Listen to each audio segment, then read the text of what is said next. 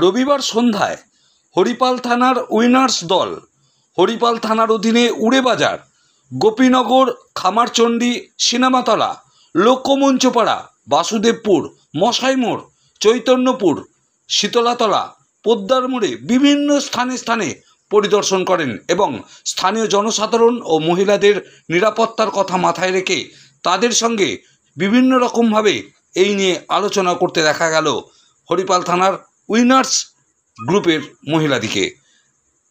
দেখুন সেই ছবি। স্থানীয় জনসাধারণও হুগলি গ্রামীণ পুলিশের এই উদ্যোগ প্রশংসা করছেন।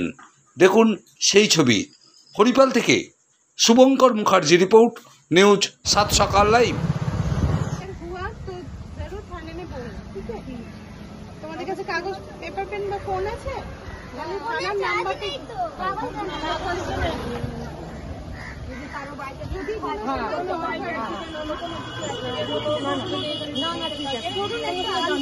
অচেনা লোককে বারবার ঘোরাঘুরি করছে।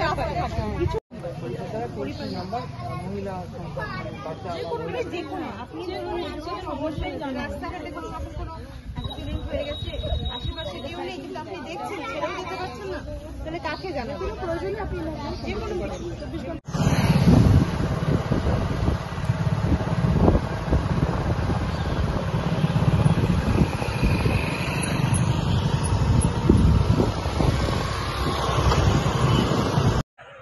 দেখুন, আজকে যেভাবে পশ্চিমবাংলায় সাধারণ গরিব খেটে খাওয়া মেহনতি মানুষ যে আতঙ্কে ভুগছে, যে মা বোনেরা আজকে আতঙ্কিত, আজকে নিরাপত্তাহীনতায় ভুগছে, আজকে আরজি কল কাণ্ড থেকে আরম্ভ করে বর্ধমানের যে আদিবাসী মহিলা এবং চারিদিকে যেভাবে ধর্ষণের চলছে, কিন্তু আজকে হরিপালে আমি দেখলাম যে আজকে পুলিশ, মহিলা পুলিশ আজকে এলাকায় সাহস যোগাবার জন্যে এলাকায় ঘুরছে।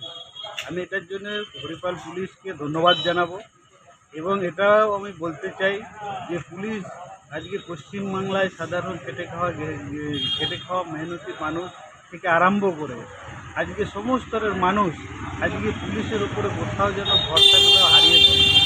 আজকে সেই কারণে চারিদিকে আজকে পুলিশের বিরুদ্ধে আজকে বিভিন্নভাবে তারা অপপ্রচার করছেন, পুলিশকে দেখলে গালিগালাজ করছেন। আমরা বলতে চাই, হরিপালবাসী বলছেন যে পুলিশ এইভাবে কাজ করুক, সাধারণ মানুষের কথা শুনুক এবং আজকে আইনের পথে যাতে কাজ হয় এবং নিরপেক্ষভাবে পুলিশ যাতে সাধারণ মানুষের পাশে থেকে যাতে সাধারণ মানুষকে নিরাপত্তা দেয়, এই কাজ করলে আগামী দিনে সাধারণ মানুষ উপকৃত হবে। আর সাধারণ মানুষের কথা না শুনে আজকে যদি দলদাসে পরিণত হয় তাহলে কিন্তু বাংলার জনগণ আজকে পুলিশের বিরুদ্ধে আওয়াজ তুলবে। তোমাদের কাছে কাগজ, পেপার, পেন বা ফোন আছে?